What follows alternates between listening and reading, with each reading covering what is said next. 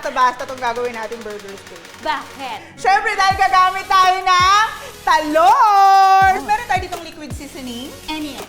Onion. Chicken cube, all-purpose flour para sa roux na gagawin natin. Dahil nga gagawa tayo ng gravy. Puta. Butter. Yeah. Paano? Butter. Bakit mo sa akin magkaiba? Wangba? Wangba, alam mo yung wangba? Bawang. Yan! Gusto ko lang malaman kung saan ka sa US. Ay, hindi pa ako lumaki sa US. Saan? Pasundaro sa Laguna. Ah, sa Laguna ka lang ba? Oo nga. Kanina pa ako na-intimidate English ka ng English. Taga Laguna ka lang pala. Gigil na gigil din ako talaga sa'yo eh. Chef, bakit may mga makakati na talong? Ay, oo, wholesome yan. Dahil makakating talong. Dahil malandi sila.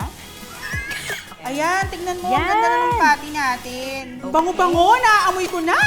Yes, it smells so good here in Laz Kitchen, you guys. So, eto na ang ating talong burger steak. Gusto ko may cheers. Ay, sige. Cheers!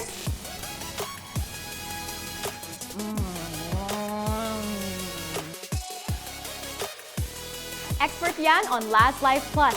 Streaming every Wednesday at 7 p.m. only on the Lazada app.